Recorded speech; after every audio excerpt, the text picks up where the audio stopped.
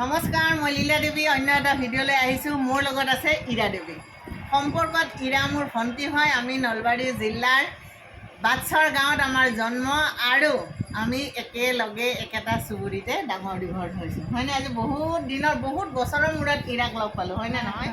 আচলতে গাঁৱলৈ যাওঁ যদিও মোৰ ধৰক যি সময়ত মই গাঁৱলৈ যাওঁ সেই সময়ত ইৰা নাযায় আৰু ইৰা যোৱা সময়ত মই যোৱা নহয়। গতিকে তেনেকুৱা বহুত কাৰণত লগ পোৱা নহয়। মোৰ বহুত দোকানতো তাই 3 দিনমান আহি গ'ল, কিন্তু সেই সময়ত মোৰ দোকানখন বন্ধ থাকে, ৰাস্তাত পানী উঠে, মই দোকানত আহিব নোৱাৰোঁ, গতিকে লগ পোৱা নহয়। আজি ইৰাক লগ পাইছোঁ যিহেতুকে ভাবিলোঁ ইৰাৰ লগত আপোনালোকক চিনাকি কৰাই দিওঁ। ইৰাই সংস্কৃতিৰ জগতখনত খোজ থৈছে। আজি প্ৰায় কিমান বছৰ ধৰি তুমি গান গাই আছা? মানে সৰুৰ পৰা যদিও গান গাই বৃত্তি হিচাপে তুমি যোৰহাটত থকাৰ পৰা গাইছে 25 বছৰ ধৰি বৃত্তিগত হিচাপে ইৰাই গান গায়। দেখিবলৈ যিমান ধুনীয়া, গানো সিমান ধুনীয়া গায়। এটা অকণমান গানৰ কলি গুণগুণাই দিয়াচোন, শুনি লওঁ আমি। মই এই গানটো খুবেই মোৰ প্ৰিয়। এইটো মণিমা ভট্টাচাৰ্য বাইদেউ হয়। গানটো তাৰমানে 70-80 দশকৰ গান তাৰমানে। সেই সময়ৰ গানবিলাক আচলতে অন্তৰস্পৰ্শী, মানুহৰ অন্তৰ চুই যাব পৰা গান। গতিকে তেনে এটা গানে ইৰাই অকণমান গুণগুণাই দিব। অকণমান গুণগুণাই দিছোঁ। হয়।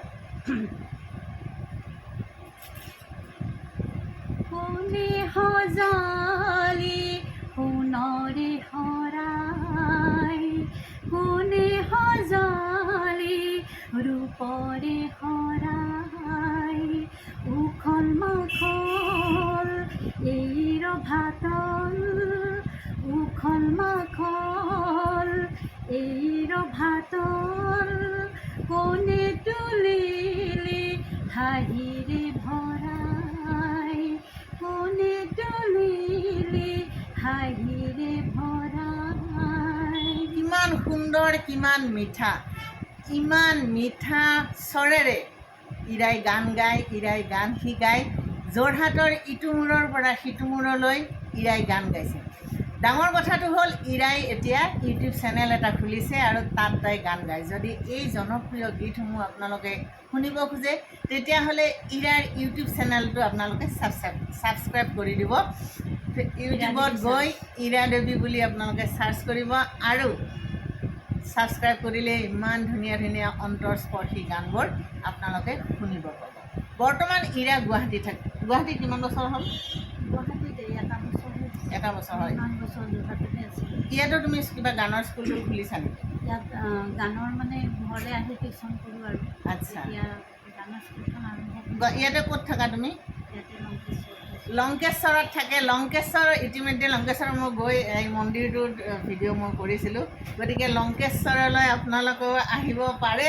আৰু ইৰাৰ লোকেশ্যন, ইৰাৰ ফোন নাম্বাৰটো কৈ দিব পাৰে নেকি? যদি কোনোবাই গান শিকিব খোজে, গান তোমাৰ ঘৰত গৈ লংকেশ্বৰৰ ওচৰৰ পাজৰৰ বহুতখিনি, যিহেতু মোৰ ছাবস্ক্ৰাইবাৰ আছে, মোৰ ভিউৱাৰ্ছ আছে, তেওঁলোকে ওচৰত ইৰাৰ ঘৰতো ল'ৰা ছোৱালীক যদি গান শিকাব খোজে নিশ্চয় শিকিব পাৰে। মোৰ ফোন নাম্বাৰটো হ'ল 99544 99544 79 322। এই নম্বৰটোত যোগাযোগ কৰিব আৰু ইৰাৰ ওচৰত আপোনালোকৰ ল'ৰা ছোৱালীক গান শিকাব পাৰিব। গানে মনৰ জগতখন পোহৰাই তোলে। এটা গানে অন্তৰ স্পৰ্শ কৰিব পাৰে। এটা গানে আপোনাৰ মনৰ বহুত দুখ দূৰ কৰিব পাৰে। গতিকে গানৰ পৃথিৱীখনত আপুনি যদি খোজ থ'ব খুজিছে তেতিয়াহ'লে ইৰাৰ এই নাম্বাৰটোৰ লগত যোগাযোগ কৰিব। আৰু তুমি কোৱাচোন গান গোৱাৰ অভিজ্ঞতা অকণমান, 1 মিনিট দেই। গান গোৱাৰ বিষয়ে যে বিভিন্ন মঞ্চত তুমি গান গাইছা, তেনেকুৱা অনুভৱ অলপ কোৱা, কেনে লাগে? বহুত ভাল লাগে যেতিয়া মানুহখিনি মোৰ ঘৰলৈ আহি পেলাই অনুষ্ঠানবোৰত খুবেই ভাল লাগে।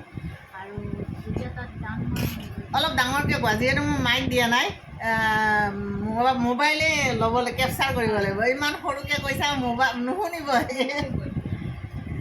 মোৰ মানে খুবেই ভাল লাগে যেতিয়া মানে মানুহখিনি আহে মোৰ ওচৰলৈ, আহি পেলাই অনুষ্ঠানবোৰত ভাগ ল'বলৈ কয়। হয়। খুবেই ভাল লাগে। তাত মানে জাজ হিচাপেও মাতে, কিছুমানে গানৰ মানে জাজ কৰিবলৈ মাতে।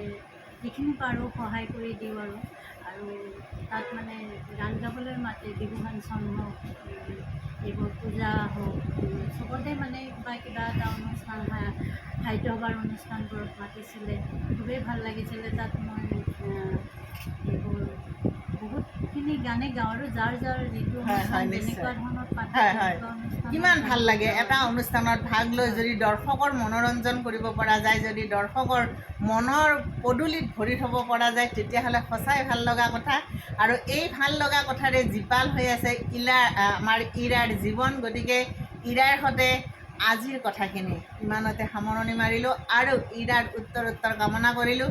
যদি ইৰাৰ গানৰ স্কুলত আপোনাৰ সন্তানক যোগদান কৰিব বিচাৰিছে, তেতিয়াহ'লে নাম্বাৰটোৰ লগত যোগাযোগ কৰিব, সেইটোৰ বিষয়েও মই ক'লোঁ।